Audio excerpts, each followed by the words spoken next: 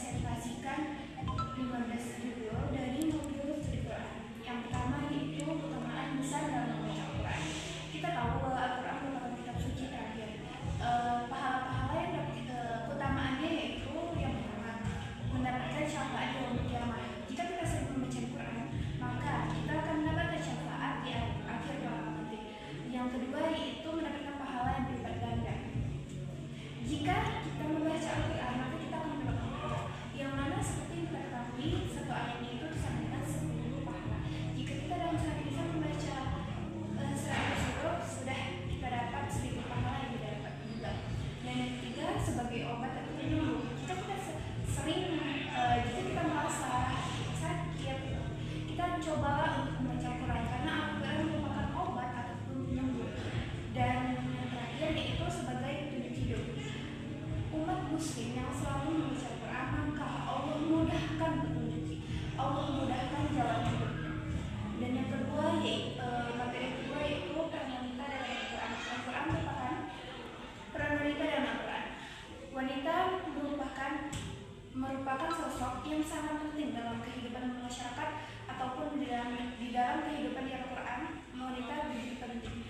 Wanita memiliki 4 peranan. Yang pertama sebagai istri, yang kedua sebagai suami, yang pertama sebagai istri, yang kedua sebagai ibu, yang ketiga sebagai diri sendiri, yang keempat sebagai sosial.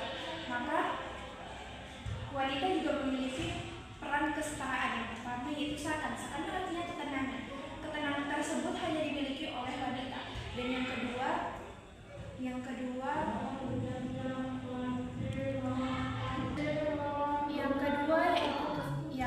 yaitu setara. Jika seorang suami memiliki tanggung jawab, maka seorang ibu juga maka seorang istri ataupun ibu juga memiliki kewajiban, yaitu kewajibannya apa? Mengurus rumah dan lain-lain sebagainya ataupun mengurus anak. Kemudian materi yang ketiga yaitu Al-Quran merupakan kitab suci. Al-Quran dan kitab suci lainnya. Al-Quran merupakan kitab suci yang Allah turunkan kepada Nabi Muhammad melalui malaikat Jibril, yang mana Al-Quran merupakan kitab yang paling sempurna dan Al-Quran merupakan sebagai petunjuk atau pedoman hidup. Kita sebagai umat muslim tidak hanya menghormati kitab suci kita yaitu Al-Quran, tetapi kita juga harus menghormati kitab suci milik agama lain ataupun kitab suci lainnya seperti Injil, Zabur ataupun kitab suci orang Yahudi, yang mana kita tidak boleh mengolok-olok kitab suci mereka. Kita sama-sama saling menghargai kitab suci kita masing-masing. Selanjutnya materi yang keempat yaitu wahyu dan ilham. Wahyu merupakan sesuatu yang Allah sampaikan kepada Nabi Muhammad. Sementara ilham sesuatu teguran ataupun ancaman atau berisi motivasi yang Allah sampaikan bisa melalui diri kita sendiri. Contoh ilham biasanya bisa turun melalui mimpi, yang mana mimpi tersebut berisi tentang bisa jadi motivasi, ancaman bagi kita atau sesuatu peringatan bagi kita. Kemudian materi selanjutnya yang kelima adalah materi yang kelima yaitu Al-Quran sebagai kitab. Sebagaimana yang kita ketahui, Al-Quran merupakan kitab suci terakhir yang Allah turunkan kepada Nabi Muhammad melalui malaikat Jibril, yang mana Allah turunkan Al-Quran tersebut untuk pedoman atau untuk mengajarkan kita tentang kehidupan. Materi yang keenam yaitu asbabun nuzul. Asbab yang artinya sebab, sementara nuzul yaitu turunnya Al-Quran. Maka asbabun nuzul artinya sebab-sebab turunnya Al-Quran. Al-Quran diturunkan karena untuk memberikan petunjuk bagi kita melalui Nabi Muhammad, yang mana kita sudah tahu bahwa di dalam Al-Quran merupakan petunjuk bagi kita, petunjuk hidup yang Allah berikan melalui Nabi Muhammad melewati perantara malaikat Jibril. Materi yang ketujuh yaitu Al-Quran merupakan mukjizat. Sebagaimana kita ketahui, Al-Quran merupakan kitab suci yang terakhir yang Allah turunkan kepada Nabi Muhammad melalui malaikat Jibril untuk umat manusia ataupun umat muslim. Mengapa Al-Quran disebut sebagai mukjizat? Karena peristiwa-peristiwa yang terjadi di dalam Al-Quran itu sungguh nyata Dan Al-Quran, bahasa Al-Quran tidak bisa diubah oleh manusia manapun.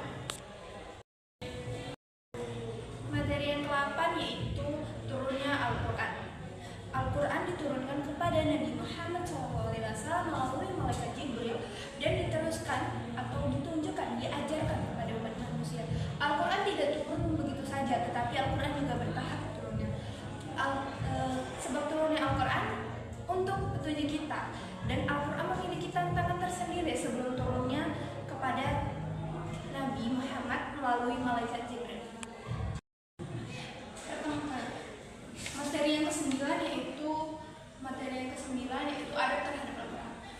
Sebagaimana yang kita ketahui bahwasanya adab tidak hanya teman sesama manusia, melainkan adab terhadap Al-Quran juga ada.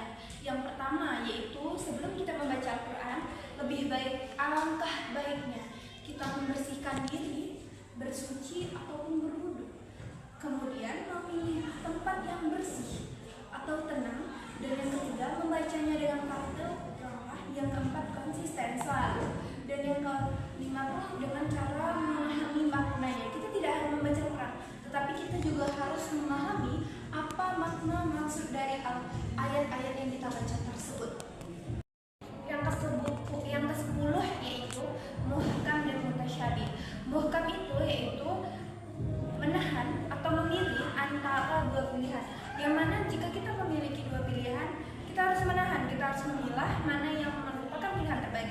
Dan mutasyabih yaitu memiliki arti, keindahan, keutuhan, kebijaksanaan yang telah kita ambil. Lafaz yang umum memiliki pengertian yaitu mencakup umum, individu ataupun kelompok. Studi Makiyah, materi selanjutnya yaitu studi Makiyah dan Madaniyah. Makiyah dan Madaniyah merupakan dua hal yang berbeda. Studi Makiyah merupakan surah yang turun di Mekah sebelum hijrahnya Nabi Muhammad dan diturunkan kepada umat muslim di Mekah, tetapi masih ada yang kafir. Sementara Madaniyah merupakan